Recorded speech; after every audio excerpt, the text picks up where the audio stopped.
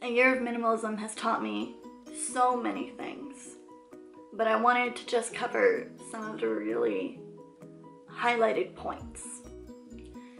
Happy Tuesday, everybody, and welcome back to my channel, or welcome if it's your first time here. Today, we're talking about minimalism. More specifically, what it is that a year of minimalism has taught me. A year isn't that long to commit to something, but at the same time, it is so much longer than we would normally commit to. So many people make resolutions on January 1st, and before February rolls around, they've given up.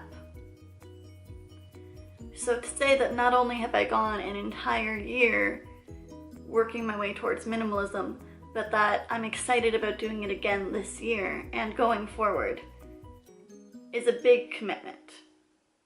And it's one that I not only want to keep, but I'm excited to keep, and I'm glad that I get to share it with you guys. A whole year of minimalism has taught me that very rarely do I actually need new clothes. Over the course of the year, I have purchased new clothes and I have been given some new clothes. But in comparison to years before, the amount of new clothing I have acquired is maybe 25%. A quarter of what I used to get. And I'm fine with that. I don't feel deprived at all. If anything, I feel like I have far too much clothing still. But I'm still very cautious. I've always had that personality, so it can be difficult for me to go, I will never need this. That is still an obstacle that I work on. I've learned that making time for me is okay. Not only is it okay, it is healthy to do that. I've learned that one of my favorite activities is being able to enjoy food and drink with people that I really care about. So in 2017, I made sure to go out to get tea or invite friends over or just share a meal in some way with the people I really love.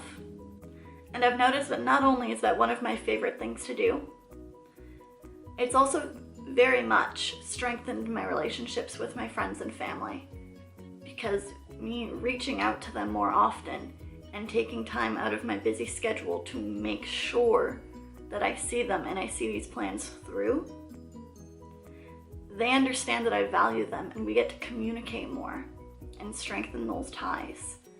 And I love that.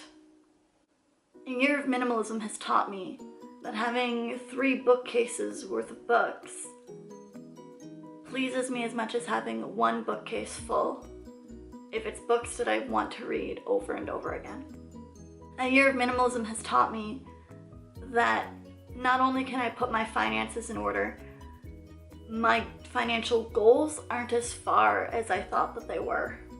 A year of minimalism has taught me that I can accomplish so much more. All you need is to minimize the junk in your life and focus on what's important. Whether that's physical, social, mental, or just cleaning out your calendar. If it is something that is important to you, you can make it happen. A year of minimalism has taught me so many things, but I wanted to just cover some of the really highlighted points. And at first, a lot of my friends were very skeptical of how much of my stuff I was donating and recycling. But before even 3 months had passed, they started to notice that I seemed happier. Now, it's not like all of my friends went out and became minimalists, seeing how it changed me. But it meant that while they were moving, if they were moving, because lots of my friends moved in 2017, they were able to more clearly look at their stuff, and a lot of them even asked for my help, just as support, so that they could clear out some of the things that they didn't want to bring with them to their new home. Within 3 months, my friends went from being skeptical to being really happy that I was making this progress for myself. And that even though it's something I like to discuss, I never expect my friends to become minimalists. For some of them, maybe eventually down the road, I could see that lifestyle really working for them. But for some of them, I know that the emotional attachment to their belongings is far too strong for that to even be a consideration for them. And that's fine, because I'm not friends with them because of their lifestyle. I'm friends with them because of the person that they are. And that includes the lifestyle. We're different, and that makes it great. If we were all the same, it would be boring.